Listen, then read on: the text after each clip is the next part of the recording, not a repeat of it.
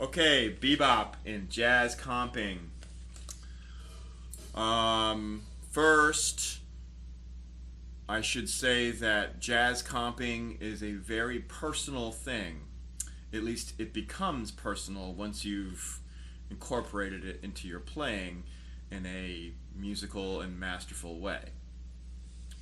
So that's why when you listen to Elvin Jones versus when you listen to Philly Joe Jones, you hear two very different, distinct styles of not only time feel but note-wise jazz comping as well. So I also want to preface this by saying that jazz comping needs to be a musical thing that you're playing. In other words, it needs to add to the music, not distract from the music. Okay, so when you're comping, essentially what needs to be happening and what you should be doing and achieving is propelling the music forward. Okay, that has much to do with the reason to comp instead of just playing swing time with the ride and the hi-hat on 2 and 4.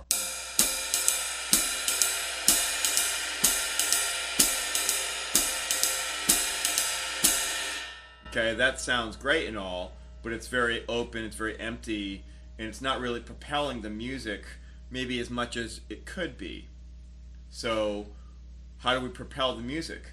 Well, we can throw in some accents on some anticipation beats. In other words, not on the downbeats. Okay? Mainly your accent notes are going to be on the uhs. 1, 2, 3, 4, 1, 2, 2, 2,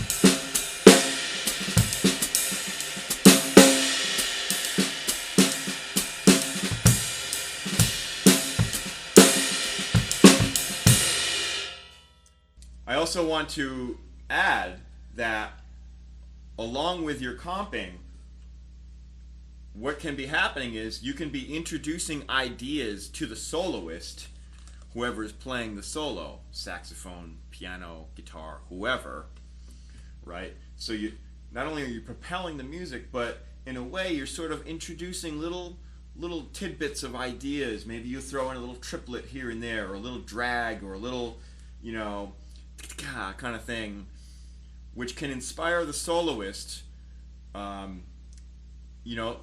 they might be up there not knowing what to play, so, or maybe just looking for things to play. They might be searching, and they're listening to you, hopefully, and from what you play on the snare or around the kit in terms of comping can be inspired ideas for the soloist. Okay, so that's a really important thing to keep in mind and remember. So again, all the more reason to keep things musical. Don't just play licks. We're not just playing licks. Okay, when I'm comping, playing time, I'm not just playing licks. I'm listening to the music. I'm reacting. I'm hearing what the soloist is playing. I'm hearing what the other instrumentalists are playing. The accompaniment, the bass. Maybe there's piano comping underneath the sax solo, and in a way I'm just goosing the time along and introducing little ideas here and there, little tidbits, little ear candy. Okay, so that's primarily the purpose of comping. Okay, so now how do we get to the idea of comping? How do we do it? What do we play? Well, a lot of it has to do with just listening to jazz music, listening to the repertoire, and learning the vocabulary, because there is a specific vocabulary to play jazz and swing music the right way, essentially. There really is no right and wrong way, technically, but there sort of is also. If you want things to swing, they have to feel a certain way, okay? And those things might change depending on the tempo that you're playing in. Okay, if you're playing a real fast up-tempo bebop, your comping is going to be way more sparse, first of all, and way less syncopated. Okay, in fact, more so, your comping will turn into like signposts and downbeats, in fact, to keep the band grounded so that the music isn't floating away on us, right, just with this ride cymbal pattern. So let me demonstrate. Okay, this will be a fast jazz bebop up-tempo swing. Okay, so this will be fast tempo up-tempo swing. 1, 2, 1, 2, 3.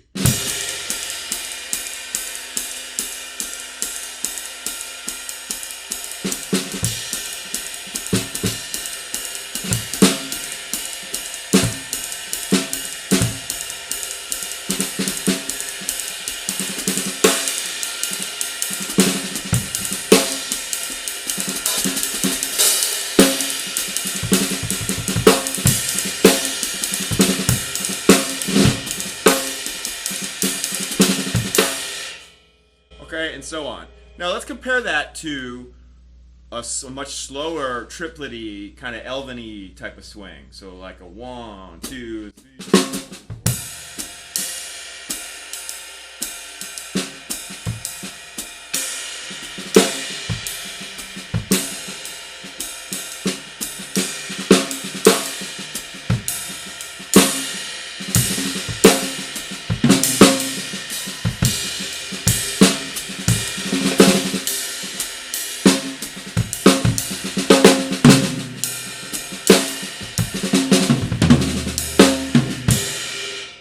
So this is what I'm talking about.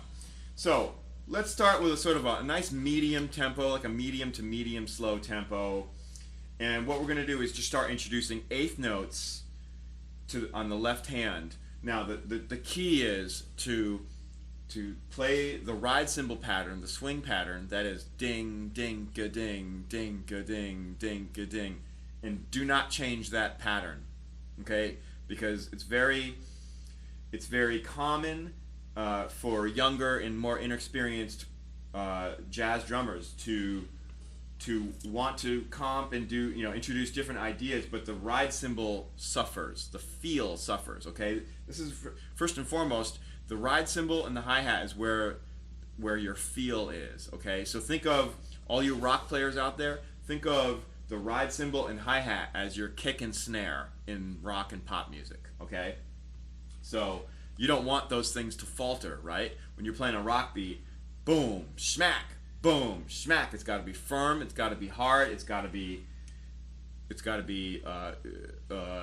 consistent, okay? So that's what we're looking for with the ride cymbal and the hi-hat. So this is why so many jazz drummers, young jazz drummers are coming up and they're learning to play jazz.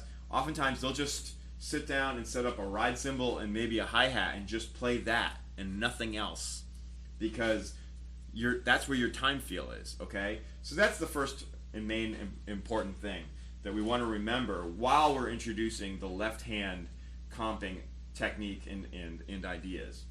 So what we'll do is we'll get the ride and the hi-hat going, and then we'll introduce some real quick, some real easy, that is, left hand comping ideas. So 1, 2, 3, 4.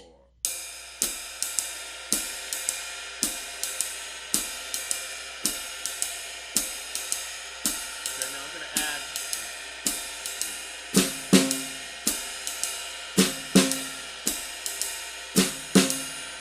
Just one note.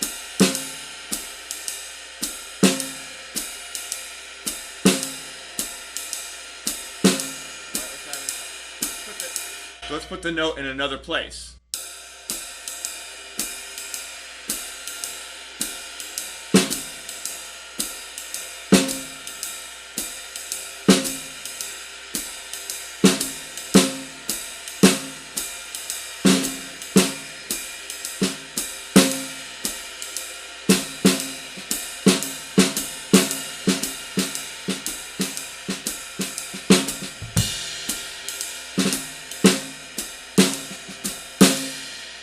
Okay, and so forth. So this is how we go about it, okay?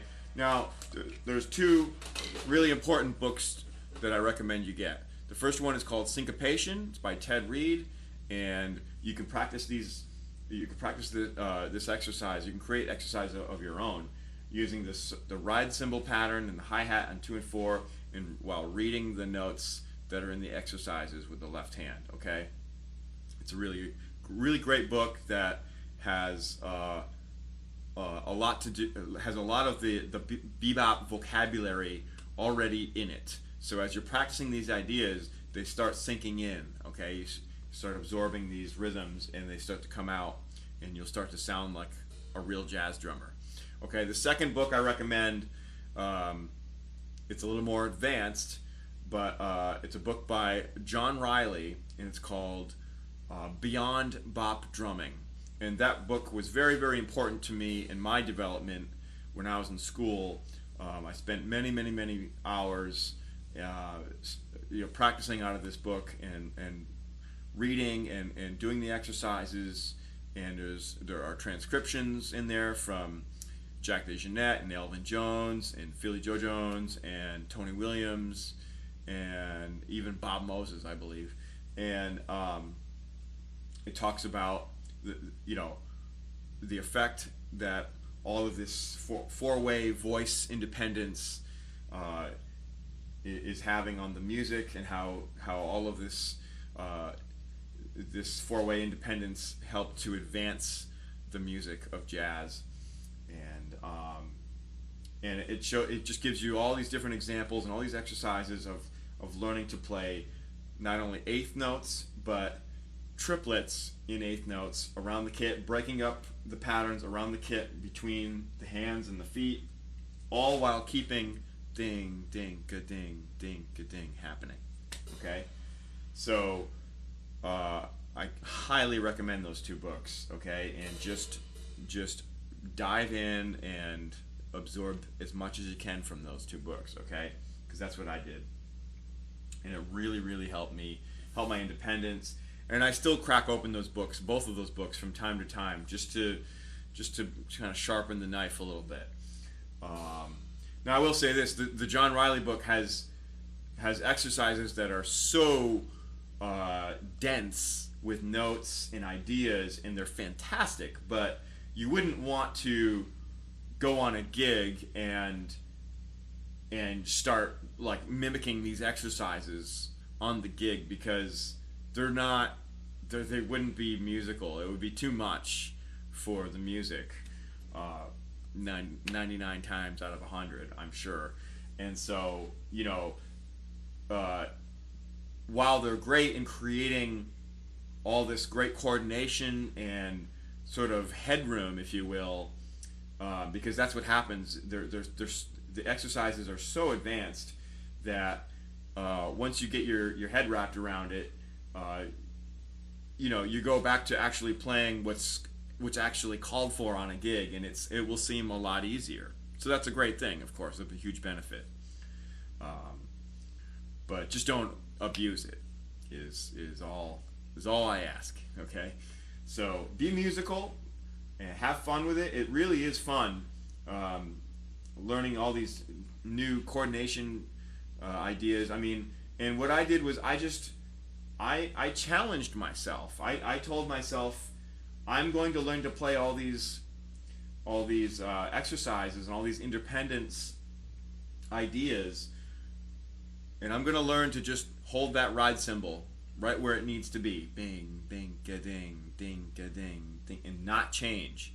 You have to be disciplined. You have to discipline yourself. No one else is going to, tap you on the shoulder and be like, oh no, you turn the ride cymbal around, or maybe you just played quarter notes. That's fine when you're just starting to learn the exercises. Just play quarter notes. That will help you kind of gain control over what's happening between the snare and the bass drum, the hi-hat, and so on. But eventually you're going to want to bring the swing ride pattern back again. Bing, ding, ga-ding, ding, ga-ding. Okay? So that's sort of the introduction to jazz comping. If you want to learn more, if you want to get more in depth with it, I'd be happy to take on some one-on-one drum instruction lessons, I'm available. Look me up on Instagram. I'm on YouTube. I'm on Facebook, as well as my website www.brianzach.com. And feel free to get in touch with me. I'm super available, and would love to join you and help you reach your goals. And I think it would be excellent for any drummer aspiring to play jazz at any level. Just get better at it, get more of a feel and in-depth look, and kind of a more organic approach to learning to play jazz, and to learning to improvise on the drum kit, learning to swing. I can definitely give you some helpful pointers there. So yeah, hit me up. All right, guys, thanks so much for tuning in, and I'll see you next time.